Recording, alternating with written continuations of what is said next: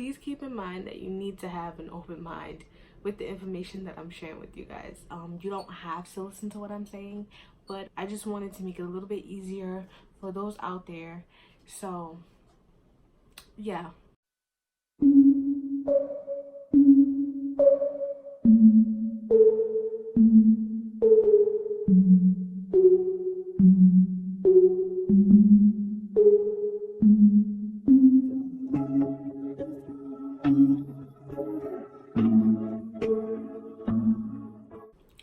Hi everybody, my name is Ashley Joseph. If you don't know who I am, welcome to my channel. I decided that I wanted to start my own cosmetics and business line, and I was like, why not make a video and share some ideas with you guys. There's a lot of things that I did that if I would have known differently, I would have did it so much better, and I would have saved so much time, so much energy, and so much money. So that's another reason why I'm sharing these 10 questions and ideas with you guys that you guys might want to keep in mind before starting a business. So to get into the video, this is gonna be 3 parts, and in those 3 parts it's just gonna be general ideas, general information within part 1, which is going to be ideas, part 2, which is going to be the research, and then part 3, which is going to be like how would you promote your product, how would you get it out there, how would you get people to see it, basically. Please keep in mind that you need to have an open mind with the information that I'm sharing with you guys. Even when starting a business, you don't want to be closed-minded. Being closed-minded will make it really hard for you to see the bigger picture sometimes, even see the smaller pictures. It just makes it hard if you're not open-minded. If you want, you can take notes. So with that being said, like I said, this is just gonna be a video just for ideas. So keep an open mind, take notes, and share with family and friends. Now I have notes on my laptop, which if you see me looking down any part of the video is because I'm looking at the notes, but I'll try to stay focused and look directly at the screen. I have 10 questions. Most of them are questions. Some of them are just like ideas, tips, things you should just keep in mind in general. Enough with the intro. Let's get into the 10 questions, the reason why you're here in the first place. So the first thing that you want to ask yourself is, what do you want to sell? And even ask yourself, even why do you want to sell it? Is the product going to be helpful? Is the product going to be for entertainment? Is the product going to be for having fun? Are you selling your services? Whatever it is that you're selling, what is that you're selling? That's what you want to keep in mind. And you also want to keep in mind why you're selling it. You know, it is also important to answer that question, why, because if you have a why, then you have a motivation to want to continue selling it, if that makes sense. The second question that you want to keep in mind is, what is the product? Is it a physical product or is it a service? And whether it's a product or a service, is there going to be a logo involved? Is there going to be a specific kind of design that when people see anything that involves you, your business, is there going to be a specific kind of design that they're going to be like, okay, yeah, that's so-and-so business. Like, for example, like Fenty Beauty. Most of her products are pentagons, octagons, hexagons, stuff like that. Like, she has a specific kind of design, so when people see that, they're like, that's Fenty. You know what I'm saying? So you want to ask yourself, are you going to have that? And what is it that's going to be your logo, your design, if you are going to have one? The third thing that you want to keep in mind is, if you need to make the product yourself, to check out DIY videos on YouTube, information on Google, because you know you can also search it up on Google as well. Google and YouTube are really great platforms. If you need wholesale products that you can't make yourself but you need someone else to make it for you, then you also may want to check out Google for that as well.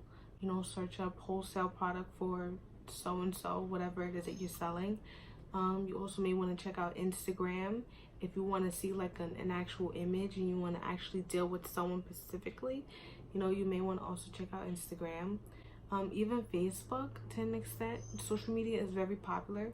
So in the sense, what I'm saying is that, you know, check out social media if there's anything particular that you want to sell. The fourth thing you want to keep in mind is, do you see yourself doing this a couple of years down the line? Is this business going to make you happy? Or are you just doing this just to swing by time? Like, you want to keep those things in mind, because no one wants to wake up and feel miserable every day. So yeah, you want to keep in mind if whether or not it's going to make you happy or not, you know. The fifth thing that you want to keep in mind is, what would your name be for your business? You want to have a name for your business, because you're going to need, you know, you're going to need a name.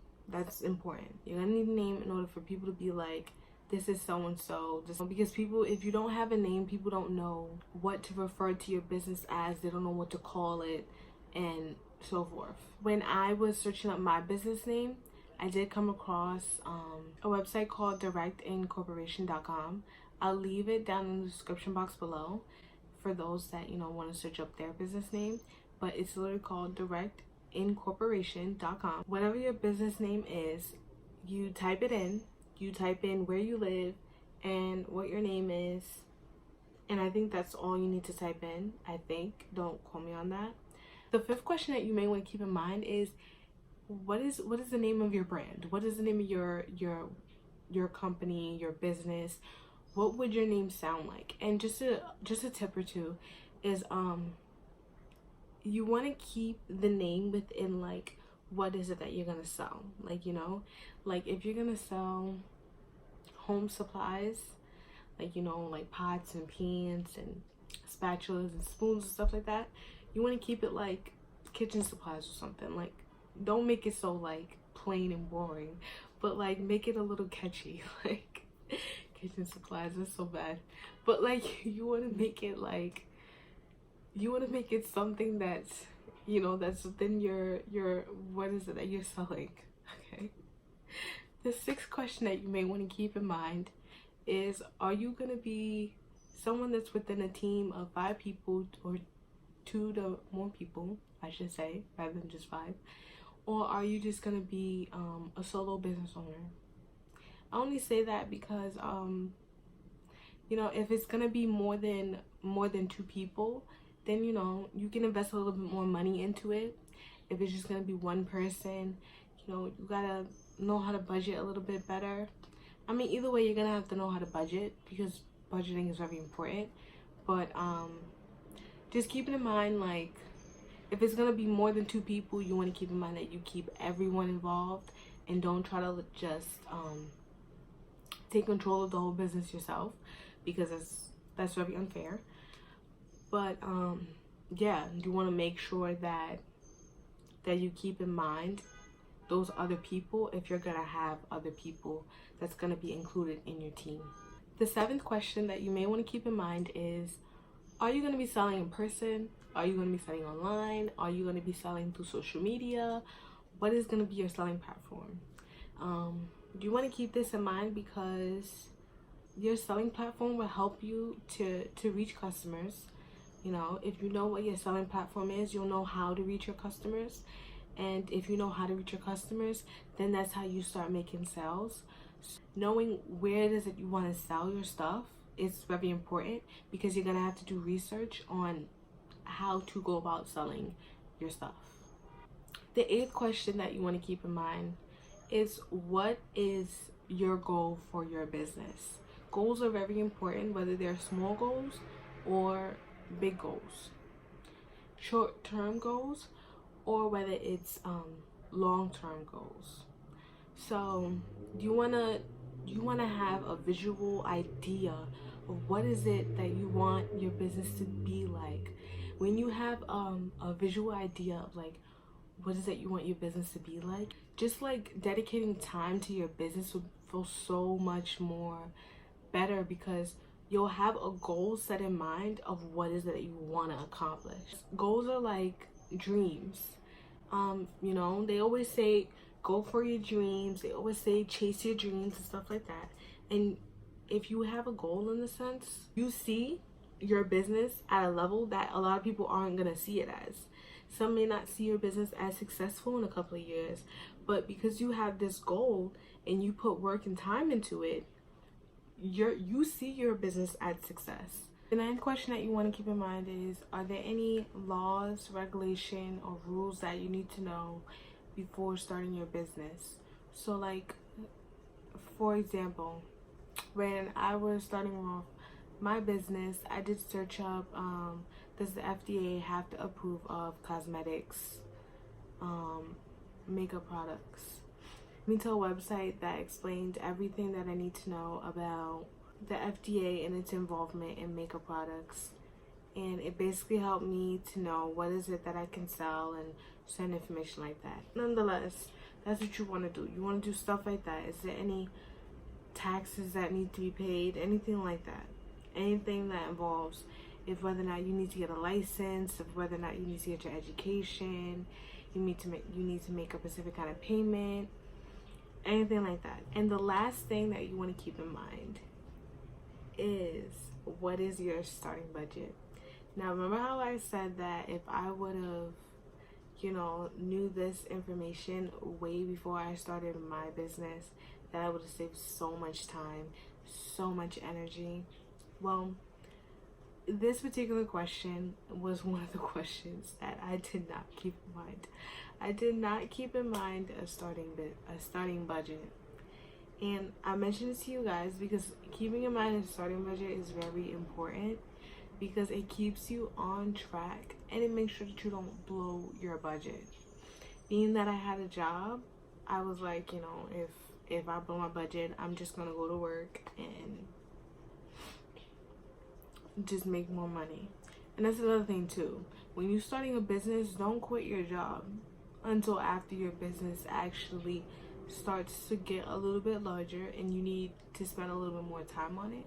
But do not quit your job. Take that money that you're making from your job and use that money to be able to supply whatever it is needed for your business.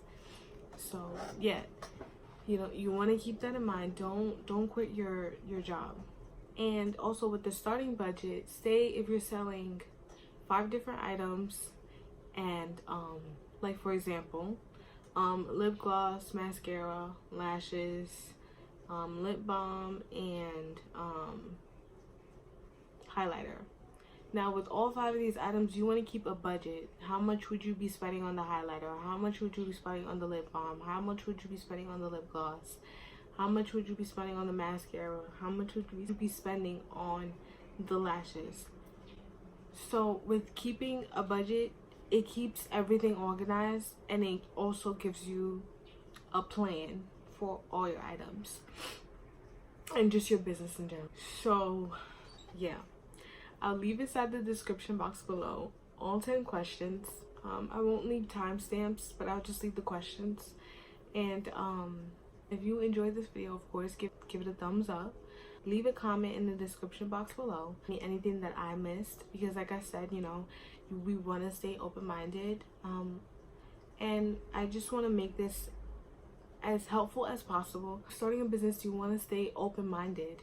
And with staying open-minded, that means you're open to comments, different ideas, and in that sort of sense. So yeah, like I said, if you like this video, give it a thumbs up, share with your friends and family, hit the subscribe button, and if you want to be notified every time I make a post, hit the bell as well. Like I said, this is part 1, so I'll see you guys in part 2. Bye bye.